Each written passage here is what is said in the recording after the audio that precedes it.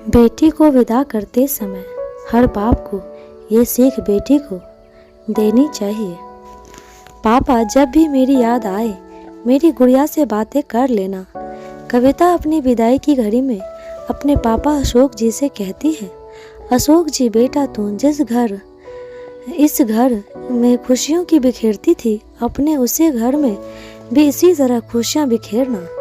अशोक जी के इतना कहते ही कविता बीच में ही बोल पड़ती है, हाँ जानती हूँ, अब तो आप भी यह कहेंगे कि अब यही घर तेरा असली घर है, उसकी जिम्मेदारी पहले निभाना। अशोक जी नहीं, मैंने ऐसा कब कहा तुझे? कविता हाँ आपने नहीं कहा, पर दादी मम्मी जब से शादी तय हुई है यही तो कहती आई है, फिर आप भी तो वही कहोगे ना। अशोक जी बेटा आज तुझे मैं जीवन की एक सबसे बड़ी सच्चाई बताना चाहता हूँ, खास करके यह बातें तुम लड़कियों के लिए ही है, और शायद ही आज से पहले कोई पिता ने अपनी बेटी से ऐसी बात कही होगी। बेटा तुम अपने जीवन में सबके लिए बहुत कुछ करोगी, आज तक तुम बेटी और बहन थी, अब तुम पत्नी बहू का किरदार निभाओगी। काफी सारे रिश्ते नए बनेंगे और मिलेगा नया घर परिवार, पर फिर भी वह तुम्हारा घर नहीं कहलाएगा, इसे तुम्हारा मायका और उसे तुम्हारा ससुराल ही कहा जाएगा। कभी जो तुमसे कोई गलती हुई तो वह कहेंगे कि तुम्हारा घर नहीं है, जो यह सब यहाँ चलेगा नहीं चलेगा। तब तुम्हें इस घर की याद आएगी, पर तुम यहाँ आने से पहले भी संकोच करोगी, क्योंकि तुम्हें लगेगा यहाँ सभी परेशान क्योंकि उन्हें लगेगा यहाँ सभी परेशान होंगे। बेशक बेटा अपने रिश्ते अपने घर परिवार को सबसे ऊपर का दर्जा देना और उससे निभाने में कोई कसर मत छोड़ना, पर बात अपने आत्मसम्मान तक ठेस ना पहुँचे तब तक ही अपने झुकने की गुंजाइश रखना। विद्या पर पापा आप कहना क्या चाह रहे हैं, जरा खुलकर बताइए, मुझे कुछ समझ नहीं आ रहा है।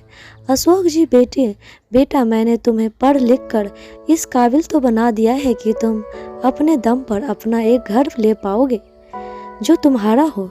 कभी जो सुकून की 2 पल चाहो तो किसी से भी संकोच करने की जरूरत ना पड़े। कविता अपने पापा की इस बात को जहन में रख अपने ससुराल चली जाती है, पर वह इस बात की गहराई को समझ नहीं पाती। उसने अपने शादी से पहले कई परीक्षाएं दी थी नौकरी की, तो उसका एक नौकरी में चुनाव भी हो जाता है। इस बात से उसका पूरा परिवार बड़ा खुश होता है। धीरे धीरे वह नौकरी और घर दोनों संभालने लगती है। वह अपने जीवन में इतनी व्यस्त हो जाती है कि उसे अपने मायके जाने तक की फुर्सत नहीं थी। एक दिन उसके ऑफिस से लौटने में देर हो गई और जब वह आए तो देखा किसी ने भी उसका इंतजार नहीं किया। सब खा पीकर मजे से टीवी देख रहे थे। वह इतनी थकी थी कि बस फ्रेश होकर लेटी ही थी कि उसकी आंखें लग गई और वह आंख खुली तो सुबह हो चुकी थी और उसका पति रवि ऑफिस जाने के लिए तैयार हो रहा था। कविता अरे आपने मुझे जगाया नहीं, कल रात मुझे तेज भूख लगी थी पर मैं सो गई, पर आप तो मुझे जगा सकते थे ना। रवि तुम्हें अपनी भूख अपनी नौकरी बस इन सब की ही परवाह है ना, कभी इस घर की जिम्मेदारियों की भी परवाह कर लिया करो।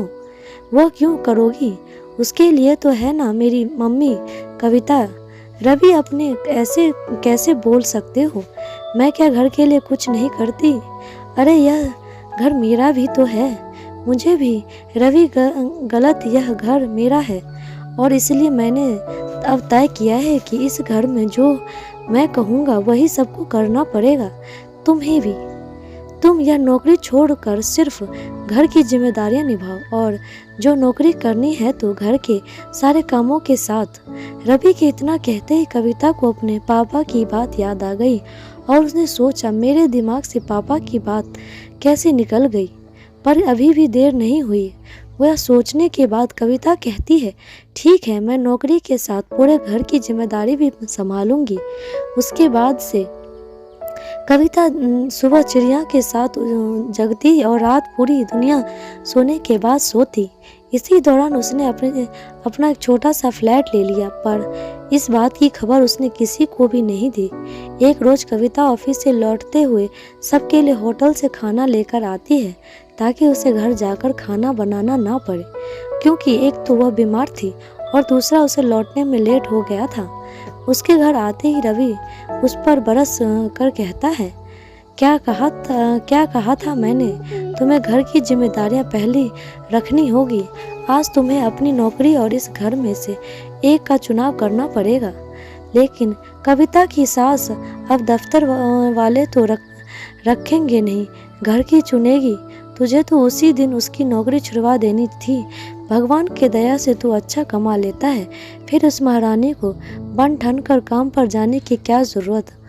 कविता सही कहा मम्मी आपने, रवि तो अच्छा कमा लेते हैं, फिर मुझसे पैसे मांगने की क्या जरूरत पड़ती है। घर का राशन हो या आपका किसी की तोहफा देना, मुझसे पैसे मांगने की जरूरत, यह तो अच्छा कमा ही लेते हैं। और एक बात, मेरे पास घर चुनने के अलावा और कोई रास्ता नहीं है, पर वह यह घर नहीं मेरा घर होगा। रवि, हाँ, जिस मायके पर इतना इतरा रही हो ना, वहाँ तुम्हारे भैया भाभी 2 दिन में ही तुम्हें भगा देंगे। शादी के बाद लड़की का असली घर उसका ससुराल ही होता है। जो उसे वहाँ जगह नहीं मिली तो कभी जगह नहीं मिल पाती है। यह मत भूलना कविता, मैंने कब कहा कि मुझे मेरे मायके जाना है। पता है, मेरे पापा ने मेरी विदाई में कहा था कि बेटा, एक लड़की को हमेशा ही यह सुनना पड़ता है कि वह दूसरे घर से आई है, और यह तो दूसरे घर की अमानत है। उसका जीवन, पूरा जीवन दे देने के बावजूद उसका कोई घर अपना नहीं होता है। इसी बात को सोचते उन्होंने मुझसे हमेशा अपने दम पर एक घर ले लेने का प्रेरित किया था। यह इसलिए नहीं कि उन्हें आप लोगों के बारे में पता था, और ना ही वह मेरा घर तोड़ना चाहते थे, बल्कि इसीलिए कि जो कभी आज जैसे दिन आए तो मैं सर उठाकर अपने खरीदे हुए घर में जाकर चैन की नींद ले पाऊं।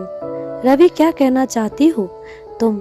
कविता, यही कि मैं अपने फ्लैट में जा रही हूँ और आपको चुनाव करना है मुझ में और अपनी सोच में। बेशक यह घर आपका है, पर परिवार हम दोनों का। अगर मैं आर्थिक तौर पर आपकी मदद कर रही हूँ तो आप घर के कामों में मेरी मदद क्यों नहीं कर सकते हैं? जब औरत पैसा कमा सकती है तो पुरुष बर्तन क्यों नहीं मांज सकता है? आज मैं अपने घर में जा रही हूँ, आपका फैसला जो भी हो बता देना। कविता वहाँ से जाते हुए अपने पापा को सलाम कर रही थी कि आज जहाँ आजकल कई बाप अपनी बेटी के पैदा होने पर रोते हैं, वहीं एक ऐसे पिता भी हैं जो बेटी को ऐसे सशक्त बनाते रहे हैं। दोस्तों, कैसी लगी आपको ये कहानी? कमेंट बॉक्स में ज़रूर बताइएगा। लाइक, शेयर, सब्सक्राइब ज़रूर कीजिएगा। धन्यवाद।